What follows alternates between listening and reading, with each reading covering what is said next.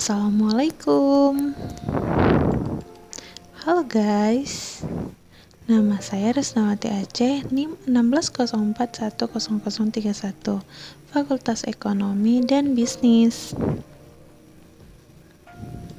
Nah, di sini saya akan menjelaskan sistem perhitungan biaya berdasarkan proses.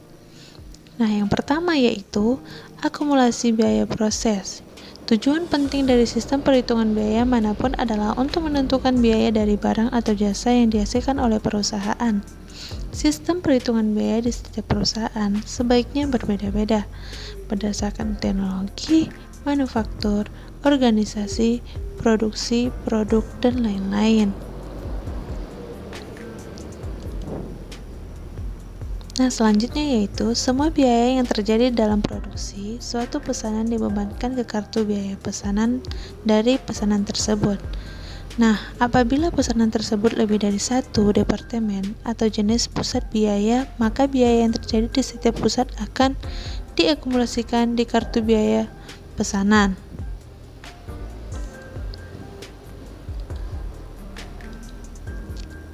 Nah, dalam perhitungan biaya berdasarkan pesanan, produk yang berbeda dapat diproduksi untuk pesanan yang berbeda, dan biayanya dapat ditentukan secara terpisah juga.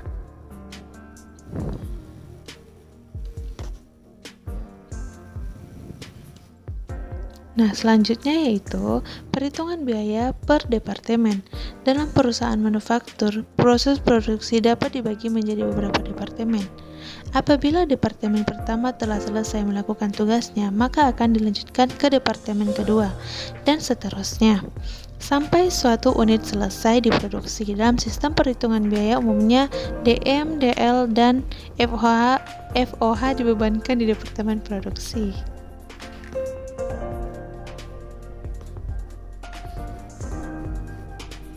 Dalam perhitungan biaya berdasarkan pesanan, akan memiliki banyak catatan tentang pesanan-pesanan yang akan diproduksi, sedangkan dalam perhitungan biaya berdasarkan proses hanya memiliki sedikit dokumen, membutuhkan catatan terpisah untuk setiap departemen.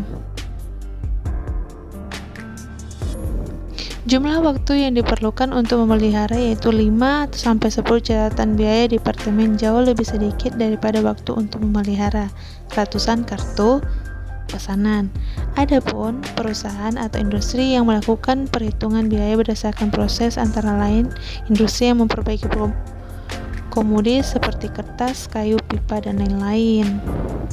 Selanjutnya yaitu aliran produksi secara fisik. Suatu produk dapat berpindah di dalam pabrik dengan berbagai cara. Ada 3 cara, yaitu aliran produksi berurutan. Dalam aliran produksi berurutan, setiap produksi diproduksi dengan langkah-langkah yang sama, yaitu mulai dari departemen pemotongan, perakitan, pengemasan, dan lain-lain.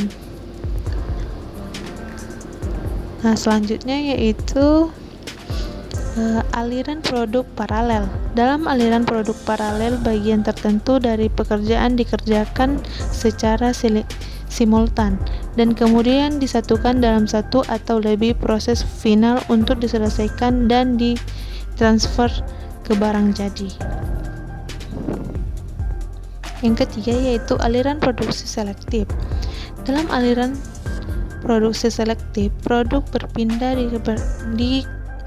berpindah ke departemen-departemen berbeda dalam satu pabrik, bergantung pada produk final yang akan dihasilkan.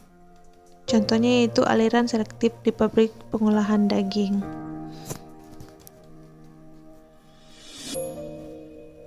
Selanjutnya yaitu akuntansi untuk biaya, bahan baku, tenaga kerja, dan overhead.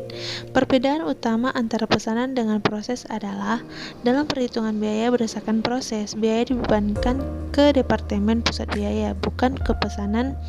Jika ada lebih dari satu departemen yang dibutuhkan untuk menghasilkan produk itu, biaya ditransfer dari satu departemen ke departemen berikutnya dan akhirnya menjadi barang jadi.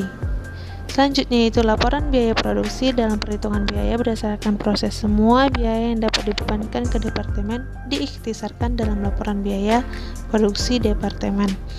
Laporan biaya produksi adalah kertas kerja yang menampilkan jumlah biaya yang diakumulasikan dan dibebankan ke produksi selama 1 bulan atau periode lainnya.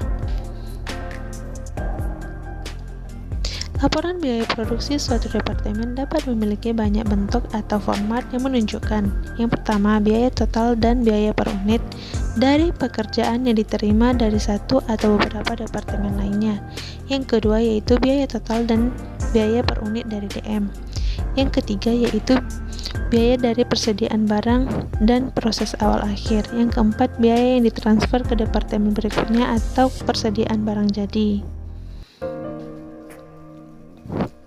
Total biaya yang dilaporkan pada bagian pertama harus sama dengan bagian kedua. Laporan biaya produksi juga dapat memasukkan skedul kuantitas yang menunjukkan total jumlah unit produksi yang harus dipertanggungjawabkan oleh student departemen dan disposisi dari unit-unit tersebut. Nah, ini adalah contoh soalnya.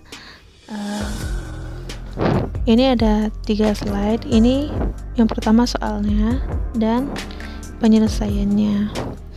Thank you for watching. Terima kasih.